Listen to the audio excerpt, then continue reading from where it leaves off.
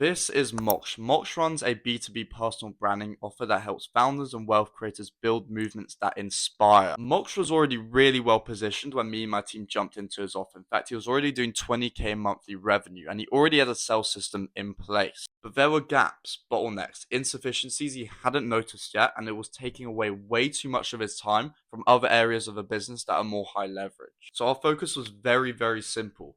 Remove the bottlenecks, refine the system, implement proper setter management, and make everything more data driven. Within 2 months, we scaled monthly revenue by 60%, the exact same offer, the exact same systems, the exact same marketing, just an improved sales system that was more efficient. I won't speak for him though, I'll let Moch tell you how it was working together. How was your sales process performing at the time before me and my team came on board? Absolutely. So sales process was performing well. We obviously were very systematic, and we had every tracking resource, every tracking sheet we needed. It's something that I had walked you through the day we onboarded you. However, from there it was a lot more like iteration on your end. Like I think you jumped into my DMs and you were able to quickly analyze where the bottlenecks in the DMs lied, where we could introduce new ways of communicating with the leads, how we could get people on calls, where I needed to jump in, maybe show a bit of my involvement in the DMs by sending voice notes. So you were quite proactive. You learned really quick, so that's why we were able to scale quicker.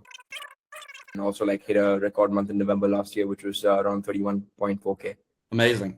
And for you, right, what stood out the most in terms of how I managed Ollie when we actually brought him in? Absolutely. I think when you brought Ollie in, it was pretty seamless, the entire switch from you to Ollie.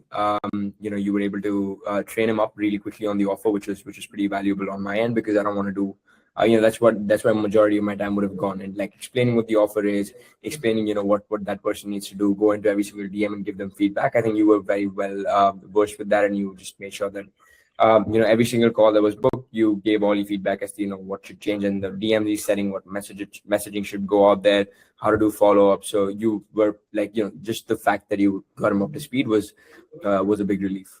Amazing. That's great to hear. And I mean, for you, right, how has that impacted your business as a whole, being able to take your attention away from the sales funnel and put it towards other things like fulfillment, your content systems, whatever else you think needed attention? Absolutely. So the appointment setting is such a tricky one, right? Because it's a very high ROI activity, but again, it's still pretty low leverage. But it's so crucial. Like if my marketing was always airtight, I knew I'm someone that can bring leads. I can bring a lot of inbound lead flow. And my sales process was pretty airtight as well, because I was able to close. And now with the new closer, I'm able to close really well as well. But it's like this connecting factor between the marketing as well as the sales team is the appointment setting. If we're able to generate so much attention, we're able to close attention, but we're not able to convert attention into the closing calls, there's no point to it, right? If the lead does not hop on the closing call nurtured, and we don't have enough leads hopping on these closing calls. So that's why you jumped in, and that entire process just became seamless. So I could focus on just bringing in more and more lead flow, and so that the team could actually close those leads, and you could actually convert that attention into book calls. So I think that was the biggest relief, where I just knew, okay, like Monday sequence goes out, Wednesday sequence goes out, Friday sequence goes out, we'll have book calls, we'll have money made. That's the point that I had gone to. Amazing. And I mean, final question for you, Mox. I want to keep this brief, but what would you say to someone who's either running a done with you service, a done for you service, or an info product? What would you say to them if they were considering working with me?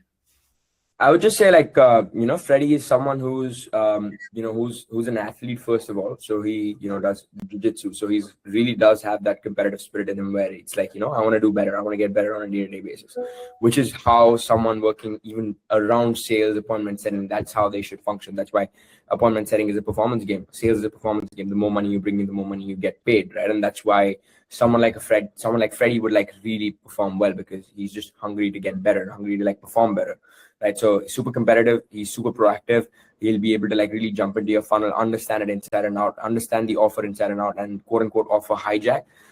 So he knows exactly the ICP you're targeting, the type of people these are. And Freddie was working with Indian leads throughout the time that we worked together. So for him to be able to verse himself with Indian leads, for him to be able to do the time zone conversions, to be able to do the currency conversions, for him to be able to understand how Indian leads generally think and operate, that was pretty seamless and quick. So these are all things that only happen when someone's constantly thinking about getting better. So that's one big unfair advantage that Freddie has. And on top of that, just being able to train other people and get them up to speed and put all of his information into like, well structured resources and being able to train another guy. Yeah, these are the main things. And competitive, super high energy, always proactive, always thinking about how he can get better. And why would you not want to get such a guy onto your team and sort of, get him to manage your setters and get him to manage your conversion process?